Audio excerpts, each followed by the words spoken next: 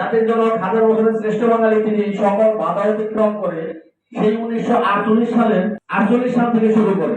আমরা মূলত হয়তো বা রাষ্ট্রভাষা বাংলা চাই 1952, কিন্তু এর উৎপত্তি ছিল 1948 সাল থেকে শুরু। সেই 1948 সাল থেকে 1971 সাল সর্বশেষে মুক্তিযুদ্ধের বিনিময়ে আজকে আমাদের এই দেশ স্বাধীন হয়েছে। গ্রাম পুলিশ বাহিনীর সদস্যদেরকে 1975 সালে জাতীয় বেতন স্কেলের একটি প্রজ্ঞাপনপত্র দিয়েছিলেন,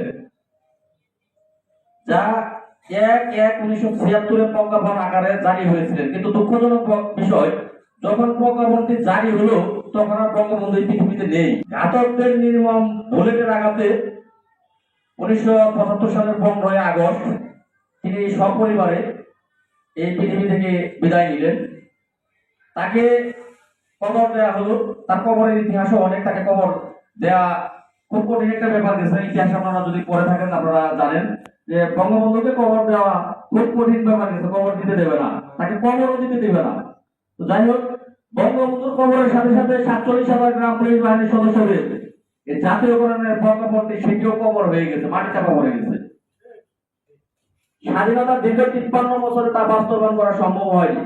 আর বাস্তবায়ন করা সম্ভব হয়নি তো অনেকেই আমরা বলতে পারি তাহলে আওয়ামী লীগ সরকার তো অনেক বছর যাবত, চতুর্থ ট্রাম চলছে, 20 বছর পারে গেছে, তাহলে তার সুযোগ কর না, সে কেন এটা জাতীয়করণ করলো না? কিভাবে করবে? মার কাছে দুধ না চাইলে কেউ দুধ দেয়? মা ভাবে যে বাচ্চাটার খুব ভালো আছে, ভালো লাগেনি, এটাই ভাবে, এটাই স্বাভাবিক। মা কাজ করতে থাকে।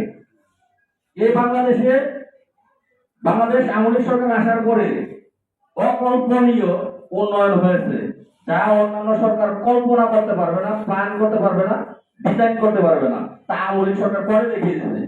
কিন্তু দুঃখজনক ব্যাপার, 47,000 গ্রাম পুলিশের ভাগ্য পরিবর্তন করেনি যাদের জন্য আসলে কোনো বাহিনীতে কিন্তু এই কমিটি খেলা নেই। পুলিশ বাহিনীতে নেই, অন্যান্য কোনো বাহিনীতে নেই।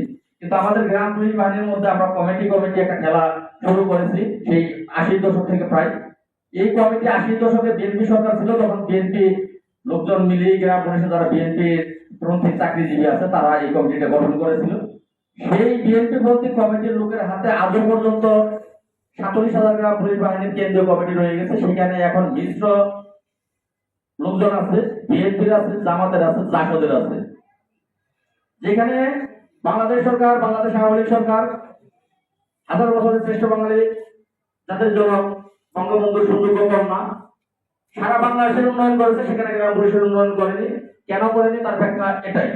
আপনারা এনএসএফআই রিপোর্ট, ডিবি রিপোর্ট, গোয়েন্দা রিপোর্ট, প্রধানমন্ত্রীর কার্যালয়ে গিয়ে দেখুন, সব রিপোর্ট গ্রাম পুলিশের বিপক্ষে। গ্রাম পুলিশ বিএনপি করে, জামাত ইসলাম করে, এটা রিপোর্ট।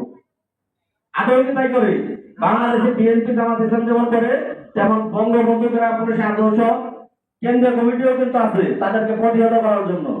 আমরা প্রত্যেকটা ঘরে বঙ্গবন্ধু আদর্শ গ্রাম পুলিশ বাহিনী কেন্দ্রীয় কমিটির পক্ষ থেকে গ্রাম পুলিশদের বলতে চাচ্ছি, আপনারা বঙ্গবন্ধুর আদর্শ নিয়ে আপনার এলাকায় দায়িত্ব পালন করবেন। বঙ্গবন্ধু যেমন মেহনতি মানুষের পাশে ছিলেন, দরিদ্র মানুষের পাশে ছিলেন, 47,000 গ্রাম পুলিশ বাহিনীর সদস্যরা আপনাদেরকে অনুরোধ করতে, আপনারা প্রত্যেকেই বঙ্গবন্ধুর সেই